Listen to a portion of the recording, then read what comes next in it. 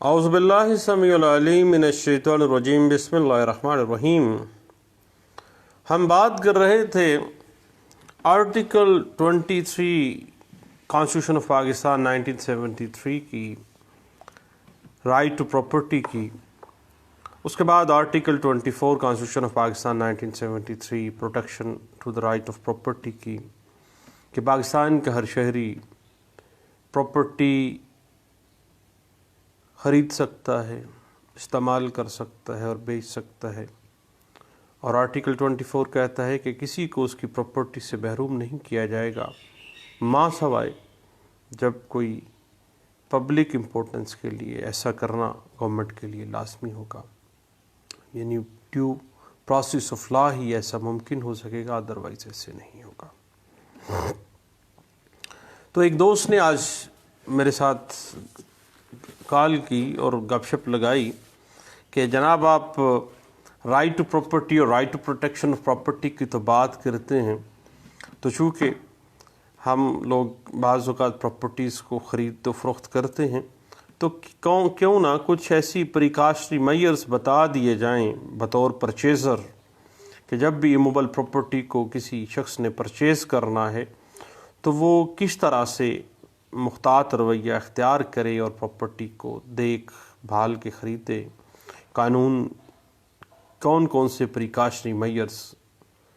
ایک purchaser of ایموبل property سے demand کرتا ہے۔ کچھ گپ شپ ہوئی، میں نے کہا کہ اس کے جو اہم باتیں ہیں وہ سب لوگوں کے ساتھ شیئر کریں۔ تو صحیح بات اس طرح سے ہے کہ قانون کا یہ سیٹلڈ لا ہے کہ مشتری ہوشیار باش،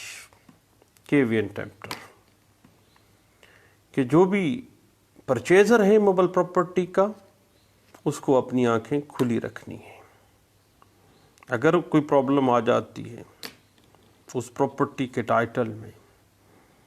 اور اگر یہ بات ذہن میں رکھیے گا کہ یہ بات کھل جاتی ہے کہ اس کا اپنا رویہ انڈولنٹ تھا، جان بوجھ کے اس نے نظر انداز کیا تھا، تو اس کے لیے فیٹل ہوگا۔ سب سے پہلی بات جو میں سمجھتا ہوں کہ موبل پراپرٹی خریدنے سے سب سے پہلے جو آپ نے کرنا ہے وہ یہ ہے کہ خریدی جانے والی پراپرٹی کی اصل فرد ملکیت برائے معاہدہ بیع، ایگریمنٹ ٹو سیل کے لیے پہلے اصل فرد ملکیت آپ نے ڈیمانڈ کرنی ہے، اور اس کے ساتھ ہی رپٹ پٹواری بھی آپ نے ڈیمانڈ کرنی ہے۔ یعنی جو بایا ہے اس کو کہیں کہ آپ اپنی پراپرٹی سیل آؤٹ کر رہے ہیں، میں پرچیز کرنے کے لیے تیار ہوں، لیکن اس پراپرٹی کی فرد ملکیت معاہدہ بیع جو ہے اور رپٹ پٹواری جو ہے، یہ دو چیزیں مجھے دیں۔ سب سے پہلے اس کی کاپی لے لیں، اور کاپی لے کے اس فرد ملکیت معاہدہ بیع کی اور رپٹ پٹواری کی حلقہ پٹواری سے، یا اگر لینڈ ریونیو ریکارڈ سینٹر جو ہے وہاں سے اس کی تصدیق کر لیں کہ کیا فرد ملکیت برائے معاہدہ بیع اور جو رپٹ پٹوار ہے کیا وہ درست ہے یا غلط ہے۔ سب سے پہلی بات۔ دوسری بات یہ ہے کہ موقع کے اوپر جو ایموبل پراپرٹی آپ لے رہے ہیں، موقع پر اپنی موجودگی میں اس کا حدود اربع، مشرق مغرب شمال جنوب، اس کی جو پیمائش ہے، لمبائی کتنی ہے، چوڑائی کتنی ہے، رقبہ کتنا ہے، اس کو موقع کے اعتبار سے چیک کر لیں۔ جب آپ موقع پہ جاتے ہیں تو بہت سی چیزیں کھل جاتی ہیں، اور اسی پیمائشوں کو، اسی حدود اربے کو آپ رپٹ پٹوار یا جو بھی فرد ملکیت آپ کو ملی ہے اس کے ساتھ ٹیلی کر لیں۔ جب آپ موقع پہ جاتے ہیں یعنی موبل پراپرٹی خریدتے ہوئے، تو بہت سے معاملات وہیں پہ کھل جاتے ہیں اگر کوئی معاملات ہوں تو۔ اور اس کے بعد ایک اور اہم بات یہ ہے کہ جو ایموبل پراپرٹی آپ خرید رہے ہیں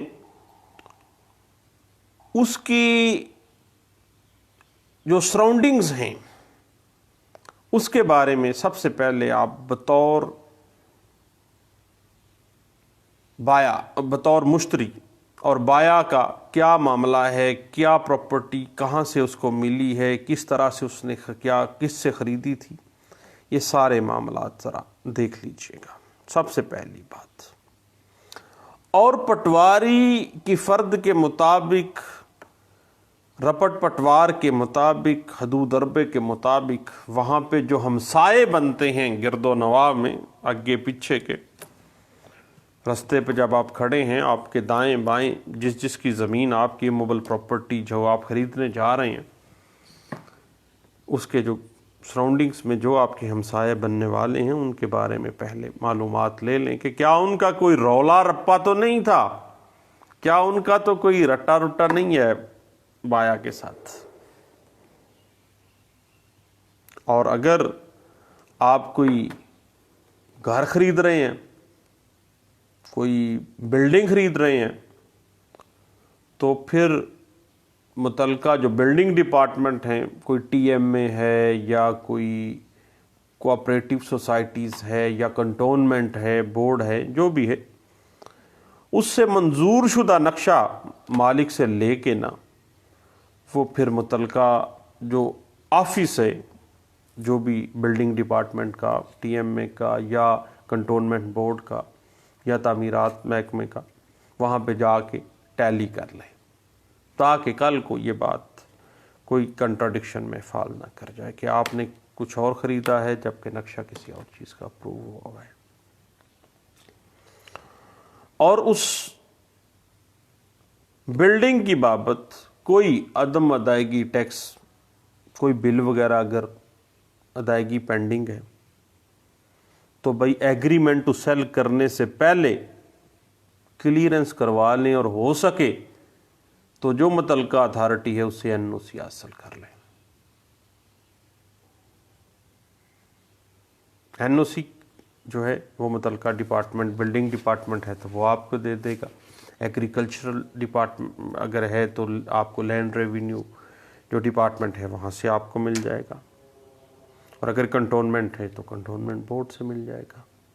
وہ بایا کی ذمہ داری ہے کہ آپ کو کلیئر کروا کے دے ہر چیز۔ اس کے بعد جب آپ ایگریمنٹ ٹو سیل کرنے جا رہے ہیں، ایگریمنٹ ٹو سیل کے حوالے سے ہم نے بڑی لمبی چوڑی گپ شپ کے پروگرامات کیے، اور میرا جو یوٹیوب چینل ہے لا لیکچرز بائی سلیم یعقوب، وہاں پہ آپ کو ایگریمنٹ ٹو سیل کے پروز اینڈ کانس، اس کے مختلف لیگل ایشوز، اس کی مختلف ٹیکنیکلٹیز، اس کی مختلف جو طریقہ کار ہے اس کو فلفل کروانے کے، اور اگر آپ کے ساتھ فراڈ ہو جاتا ہے تو کس طرح سے آپ نے اپنی حقوق کو کس طرح سے حاصل کرنا ہے۔ یہ بات ذہن میں رکھیے گا کہ آج کل جو ای اسٹیمپ پیپر معاہدہ بیع ہے، اس کے ہر پیج کے اوپر خریدار، ماں، دو گواہان، اور بیچنے والا جو ہے، جو بایا ہے، وہ شناخت کنندہ کے ساتھ اپنے دستخط اور انگوٹھے اس ایگریمنٹ ٹو سیل کے اوپر رجسٹرڈ کرے گا، اور 1% فیس دے کے اس اسٹیمپ پیپر کو باقاعدہ رجسٹر کروا لیں۔ اس کے بعد ایگریمنٹ ٹو سیل میں مشتری کا قبضہ حوالگی اور بایا کا زر بدل جو بھی کنسیڈریشن طے ہوا ہے بیانے کی صورت میں، اس کی وصولی کا اقرار جو ہے وہ لازمی ایگریمنٹ ٹو سیل میں آپ نے تحریر کروا لینا ہے، تاکہ یہ بات کنفرم ہو جائے کہ جو مشتری ہے اس کے قبضے کی کیا پوزیشن ہے، اور جو بایا ہے کیا اس نے رقم ٹوٹ وصول کر لی ہے۔ اب یہاں پہ ایک ٹیکنیکلٹی آ جاتی ہے جو آئے روز ہم لوگ عدالتوں میں دیکھتے ہیں، اس حوالے سے اس ٹیکنیکلٹیز سے بچنے کے لیے، ان پھڈوں سے بچنے کے لیے، بیانہ یا کوئی بھی جو زر بیع ہے، جو بھی کنسیڈریشن ہے، وہ آن ریکارڈ بذریعہ کراس چیک بنام جو مالک ہے نا اس اموبل پراپرٹی کا جس سے آپ خرید رہے ہیں پراپرٹی، جو اصل مالک ہے اس کے نام پہ کراس چیک کے ذریعے پیمنٹ کر دیں. کیونکہ اگر آپ نے کیش ادائیگی کر دی اور کیش ادائیگی کی وصولی آپ لے رہے ہیں وہاں پہ اپنے اسٹیمپ پیپر پہ، تو پھر کل کلاں کو کمپلیکیشنز آ سکتی ہیں. مرے اور مکرے کا علاج تھوڑا مشکل سا ہو جاتا ہے. اس کے بعد یاد رکھیے گا کہ جو بھی ٹیکس ہے، جو بھی سہولیات ہیں اس پراپرٹی سے متعلقہ،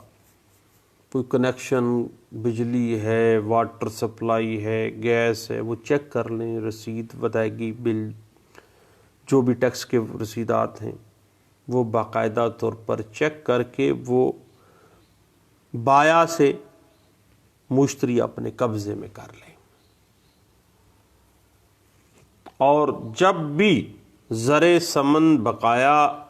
ادائیگی کرنی ہے نا اس نے، تو فوری طور پر اس کی وصولی لے، بذریعہ چیک دے اس کو، یا بذریعہ یا تو کراس چیک دے دے، یا پھر بذریعہ ڈیمانڈ ڈرافٹ دے دے، یا پے آرڈر دے دے، اور فوری طور پر اپنی رجسٹری انتقال جو ہے وہ درج کروا لیں. اور اگر کوئی ایسی وجہ بن جاتی ہے، فرض کر لیں مثلا وہاں کلرکوں کی ہڑتال ہو گئی ہے یا کوئی پھڈا ہو گیا ہے وہاں پہ، اگر کسی وجہ سے فوری رجسٹری یا انتقال لینڈ ریونیوز میں نہیں کروا رہے ہیں نا، اور نہ ہی آپ نے ایگریمنٹ ٹو سیل رجسٹرار کے پاس جا کے رجسٹرڈ کروایا ہے، یا بعض اوقات جو سیلر ہے وہ کوئی خاتون ہے، اس کا خاوند کہیں گیا ہوا ہے، یا اس کے والد نے آنا ہے، کوئی بھی ایشو ہو سکتا ہے، یا کوئی شخص جو سیلر ہے وہ بیمار ہو گیا ہے، یا ضعیف العمر ہے. ضعیف العمر کے بارے میں ذرا سوچ سمجھ کے چلیے گا، کیونکہ ضعیف العمر کے بارے میں قانون کہتا ہے کہ چونکہ وہ بندہ انفارمٹی میں فال کر دے جاتا ہے، ضعیف العمر ہے، وہ اپنے بارے میں، اپنی پراپرٹی کے بارے میں صحیح فیصلہ نہیں کر سکتا، انڈیو انفلوئنس کا آ سکتا ہے، چیٹنگ، مس ریپرزنٹیشن کا عنصر کل کلاں کو پھڈا ڈال سکتا ہے. بھائی کبھی بھی ضعیف العمر بندے سے پراپرٹی جب اگر لیں تو بھائی جو وارثان ہیں نا اس کے، ان کو ضرور بیچ میں رکھیے گا گواہان کے طور پہ، ادروائز کل کو پھڈا پڑ جانا ہے. اگر کسی وجہ سے رجسٹری انتقال نہیں نہ کروا رہے ہیں، اور نہ ہی آپ نے ایگریمنٹ ٹو سیل جو ہے وہ رجسٹرار کے پاس رجسٹرڈ کروایا ہوا، 1% فیس وہاں سے بھی بچائی ہوئی ہے، تو پھر فوری طور پہ ایز اے پرچیزر دعویٰ دائر کر دیں اسپیسیفک پرفارمنس کا، اور عدالت کے اندر فوری اس بندے کو لے جا کے بیان کروا لیں، تاکہ آپ کی پیمنٹ سیکیور ہو جائے، کل کلاں کو پیسے وصول کرنے جوگے ہو جائیں. جگہ تو پراپرٹی تو آپ کو ملے یا نہ ملے. تو یہ چند باتیں ہیں جو کہ رائٹ ٹو پراپرٹی اور پروٹیکشن آف پراپرٹی کی ڈسکشن کے دورانیے میں مشتری ہوشیار باش اور پراپرٹی کے جو لین دین کے معاملات ہیں ان کے حوالے سے ایک دوست کے ساتھ گپ شپ ہوئی. ایک اہم ایشو تھا، میں نے کہا سب دوستوں سے یہ ضرور شیئر کیا جانا چاہیے. لیں دوستو، دعاؤں میں یاد رکھیے گا. دوبارہ ملتے ہیں. اللہ حافظ.